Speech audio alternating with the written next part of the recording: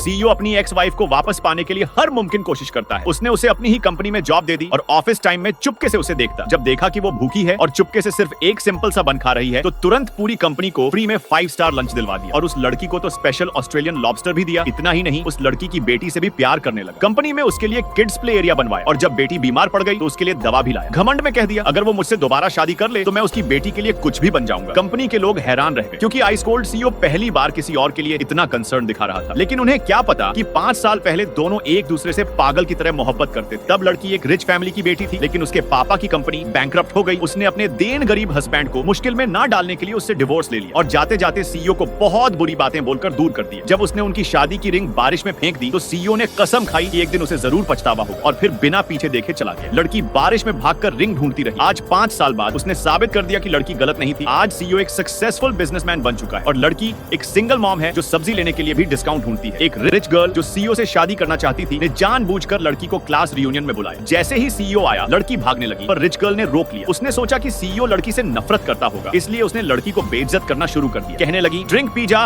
और मैं तुझे 3000 रुपए दूंगी। लेकिन लड़की ने इज्जत बेचकर पैसे लेने से मना कर दिया। जब उसने रजिस्टर किया तो रिच गर्ल उसे मारने लगी, पर गलती से सीधा सीईओ के सामने जा पड़ी। सब सोच रहे थे कि अब लड़की की वॉट लग गई, पर सीईओ ने कहा उसका ये बिहेवियर लड़की के लिए कंफ्यूजिंग था। क्या वो अभी भी पास्ट के लिए उससे नाराज है? लड़की को बचाने के बाद सीईओ उसे ले गया। उसने सुना कि लड़की फोन पे किसी से दुआ मांग रही थी, तो उसने तुरंत उसका हाथ पकड़ा और पूछा फोन के उस पार कौन है? तभी लड़की को बैंक से लोन का रिमाइंडर आया। पैसा चुकाने के लिए अगले दिन लड़की एक लॉ फर्म में इंटरव्यू देने चली गई। अंदर गई तो देखा कि बॉस खुद सीईओ है। उसे लगा सीईओ उसका मजाक उड़ाएगा, इसलिए जानबूझकर इंटरव्यू फेल कर दिया। लेकिन जॉब मिलते ही ऑफिस में जेलसी शुरू हो गई। सबको लगा उसका सीईओ से कुछ स्पेशल कनेक्शन है। एक जेलस लड़की ने उस पर छुपा हुआ जासूस बनकर इल्जाम लगाना शुरू किया। जब लड़की ने रिएक्ट किया तो उसके अगेंस्ट सिक्योरिटी बुला ली गई और उसके और उसकी बेटी को निकालने का ऑर्डर दे दिया गया। तभी सीईओ आया क्योंकि छोटी लड़की उसे खींच कर ले आई थी। उसने देखा कि लड़की की माँ वही थी जिसे उसने जॉब दी और जब एम्प्लॉइज कहने लगे कि लड़की बिल्कुल सीईओ जैसे दिखती है तो उसने सोचा क्या ये मेरी बेटी है? दरअसल जब उनका डिवोर्स हुआ था लड़की को हॉस्पिटल से कॉल आया था कि वो प्रेग्नेंट है। पिछले 5 साल से लड़की ने अपनी बेटी को पाला, पर अब वो डर रही थी कि सीईओ उसकी बेटी को छीन लेगा।